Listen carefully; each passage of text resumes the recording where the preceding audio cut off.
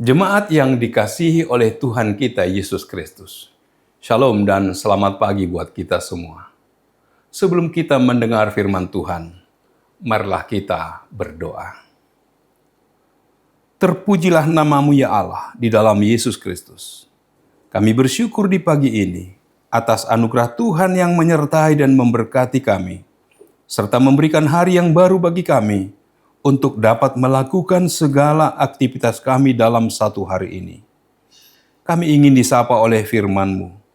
Berfirmanlah Tuhan, sebab kami siap untuk mendengarkan. Dalam nama Yesus kami berdoa. Amin.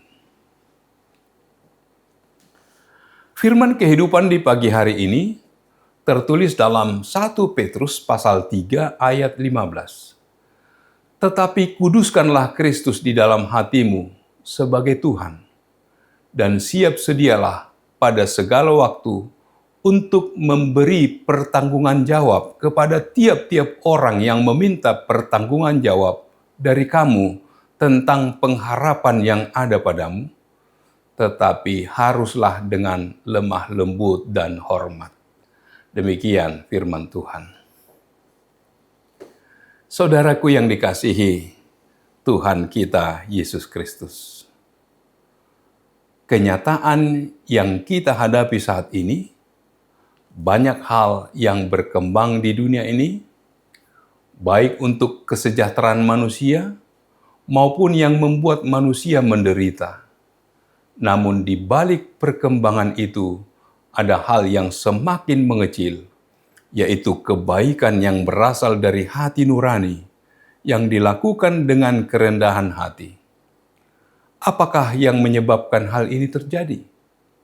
Bila kita renungkan, kita semua hidup karena ada sumber yang memberi kehidupan, yakni Tuhan, sehingga kita memperoleh kebaikan dan belas kasihan. Kita terpanggil untuk merespon kebaikannya di dalam hidup kita, meskipun harus dengan perjuangan dan penderitaan.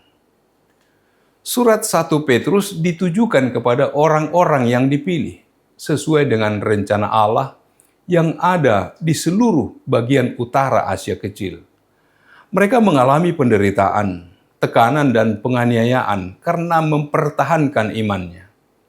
Surat ini dituliskan untuk menguatkan mereka dengan kabar baik tentang Yesus Kristus yang menjadi jaminan harapan bagi mereka, yaitu Yesus yang sudah mati, bangkit, dan berjanji untuk datang kembali.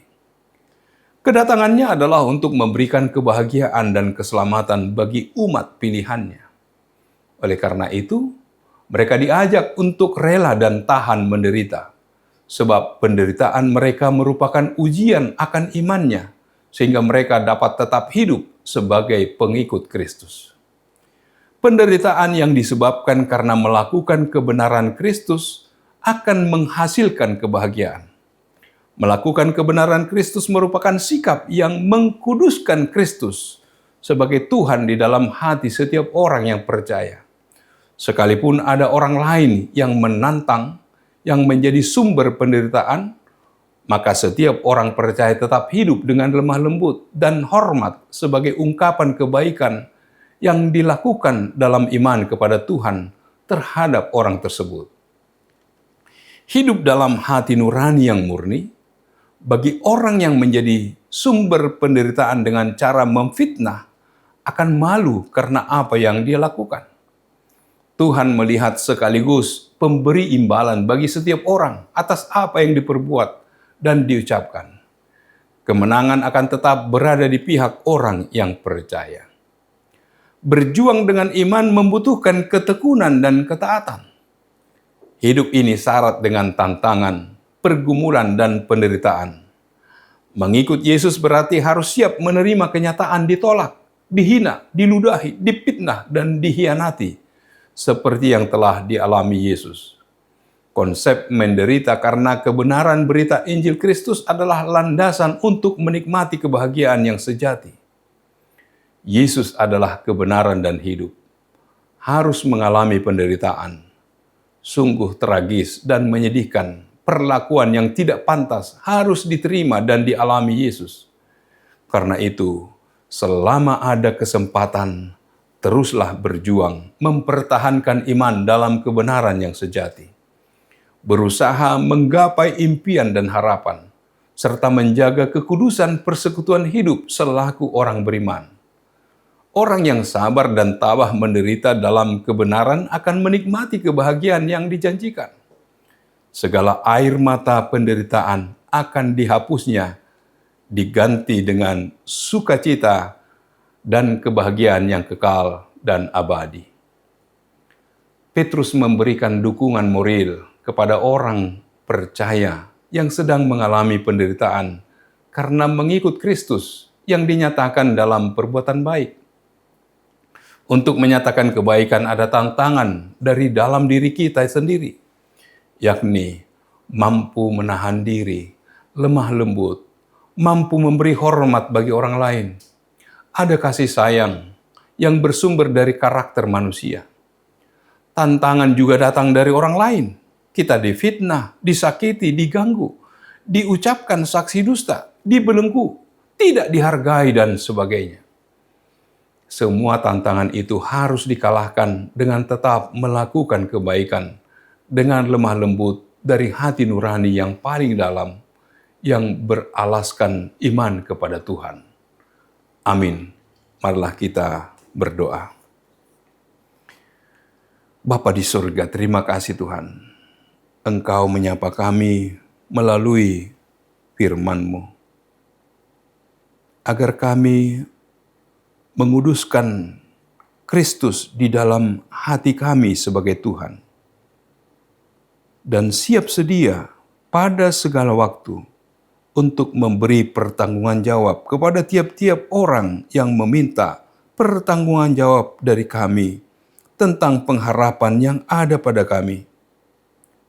Dan kami harus dengan lemah lembut dan hormat untuk memberi jawab. Ya Bapa, Tuhanlah yang menyertai memberkati kami, memberi kekuatan dan kemampuan bagi kami untuk dapat menyatakan kasih-Mu melalui kehidupan kami, persekutuan kami. Tuhanlah yang menyertai memberkati kami dalam aktivitas kami, dalam segala sesuatu yang boleh kami lakukan. Tuhanlah yang menyertai memberkatinya. Terpujilah nama-Mu. Dalam nama Yesus kami berdoa dan mengucap syukur. Amin. Anugerah dari Tuhan kita Yesus Kristus, kasih setia dari Allah Bapa, serta persekutuan dengan Roh Kudus, kiranya menyertai kamu sekalian. Amin.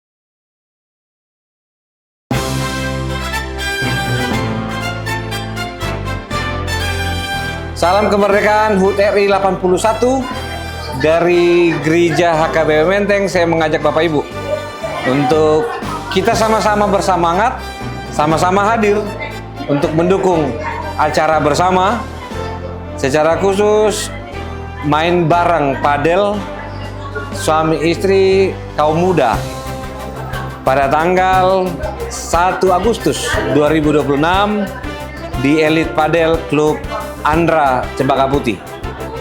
Mari hadir karena tempatnya terbatas. Horas.